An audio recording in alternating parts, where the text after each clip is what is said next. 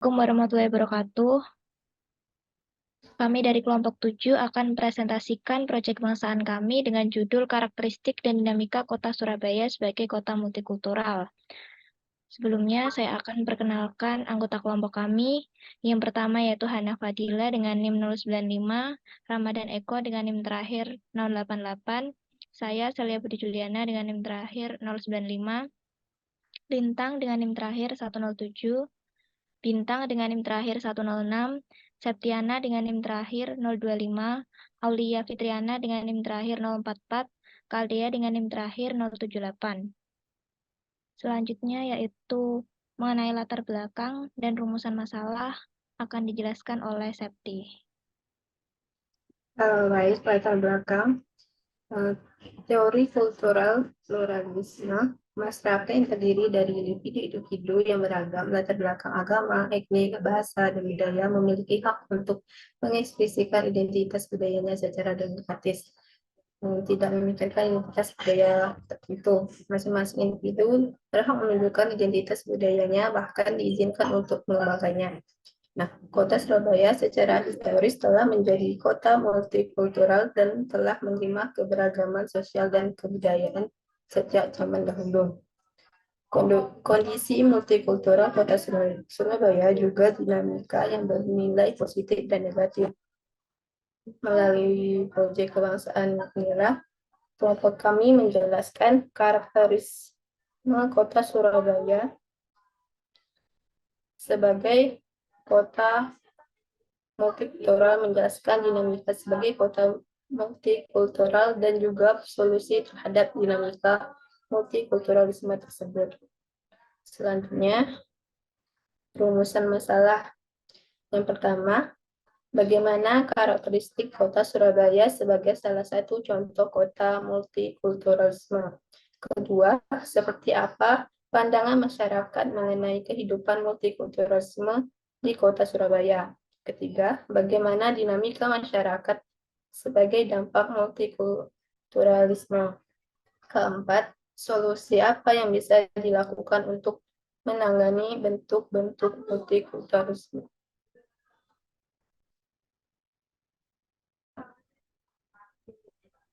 Selanjutnya ada kajian pustaka. Jadi studi ya pustaka ini yang berrelasinya dengan Al-Quran, yaitu karena toleransi beragama itu penting. Uh, Toleransi juga merupakan sikap yang telah diajarkan oleh Rasulullah SAW ketika berinteraksi dengan masyarakat Madinah, baik pada sesama Muslim maupun kepada non-Muslim.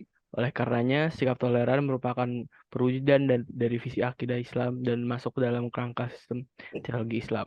Allah Subhanahu wa taala juga berfirman dalam surat Al-Kafirun, A'udzubillahi minasyaitonirrajim, Bismillahirrahmanirrahim. Qul ya ayyuhal kafirun la a'budu ma ta'budun wala antum a'biduna ma a'bud wala antum a'biduna ma a'bud wala antum a'biduna ma a'bud lakum dinukum waliyadin.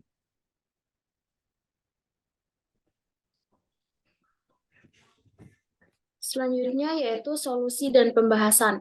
Yang pertama yaitu dalam ruang komunikasi. 1. Komunikasi antar etnis. Tantangannya yaitu melakukan komunikasi secara efektif dengan orang yang berbeda kebudayaan dalam lingkungan. Hambatan dalam komunikasi ini yaitu antar budaya di lingkungan dapat menimbulkan terjadinya kegelisahan peran, norma, dan juga etnosentrisme. Oleh sebab itu, penting bagi setiap etnis untuk dapat berkomunikasi dengan baik agar tidak terjadi kegelisahan peran, norma, hingga dapat menyebabkan adanya etnosentrisme dalam masyarakat. Kemudian yang kedua yaitu high context communication and low context communication. High context communication merupakan cara komunikasi di mana makna dalam pesan yang disampaikan bersifat implisit. Sedangkan low context communication adalah cara berkomunikasi saat makna dalam pesan yang disampaikan bersifat eksplisit yang mana akan membuat penerima pesan lebih mudah menangkap makna pesan yang disampaikan. Kemudian yang ketiga yaitu kekerasan verbal dan gestur. Kekerasan terhadap perasaan dalam bentuk-bentuk kata-kata yang kasar seperti memfitnah, mengancam, menakutkan, menghina, atau membesar-besarkan masalah orang lain tanpa menyentuh fisik merupakan kekerasan verbal. Sedangkan kekerasan gestur merupakan kekerasan non-lisan yang terlibat dalam bentuk sentuhan fisik. Adanya kekerasan verbal dan gestur ini harus dihindari agar tidak menimbulkan konflik dan perselisihan antar individu dan kelompok dalam negara multikultural.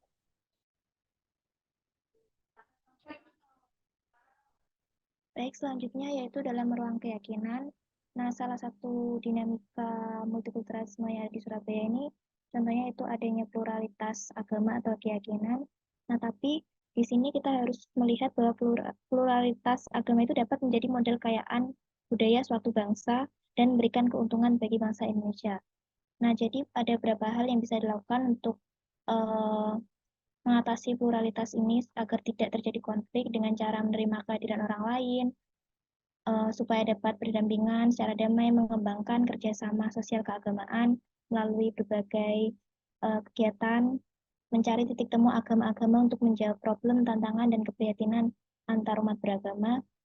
Dan juga contoh sederhananya itu misal kita menjaga sikap untuk menghargai, bertoleransi, supaya menciptakan kerukunan antar umat beragama.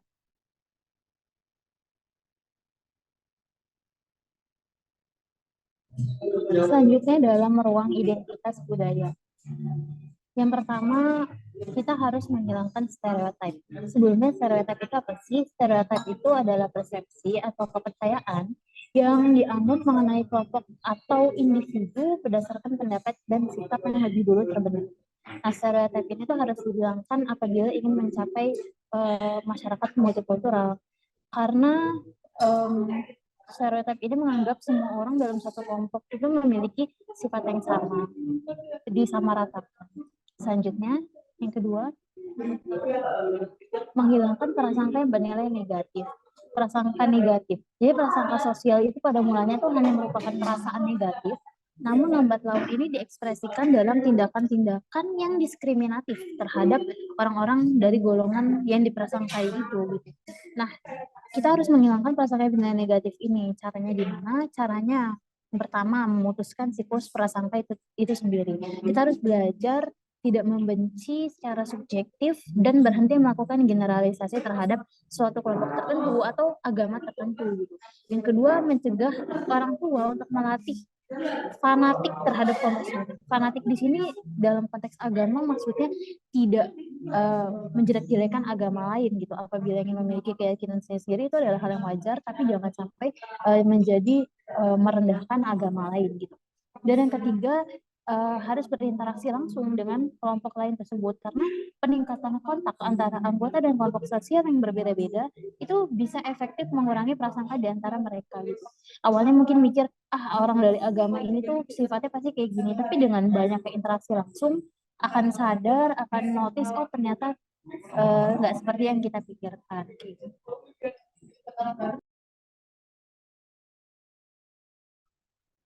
Baik, yang selanjutnya mengenai penggunaan kearifan lokal di Surabaya sebagai pengendali multikulturalisme.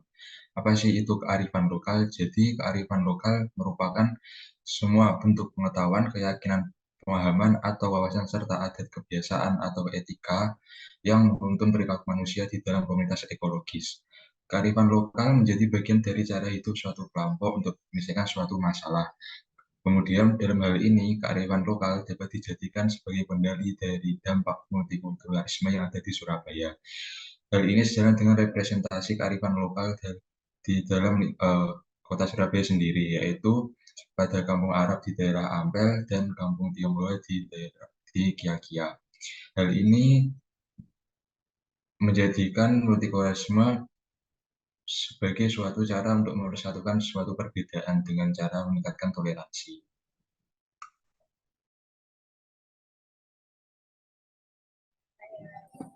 Lalu ada peran pemerintah dalam merawat kehidupan multikulturalisme. Peran pemerintah secara umum yaitu untuk melakukan upaya-upaya agar pengaruh yang dibawa oleh masyarakat pendatang masuk ke Surabaya adalah pengaruh yang positif bagi warga masyarakat Kota Surabaya. Lalu pemerintah dan masyarakat dapat berperan aktif dalam membina, menjaga, dan ikut mengembangkan kerukunan hidup bersama, serta turut dalam mengatasi konflik-konflik yang timbul dalam hubungan sosial kemasyarakatan. Pemerintah juga mesti mampu untuk menyediakan fasilitas dan wadah yang mampu mendorong interaksi positif antar warga masyarakat.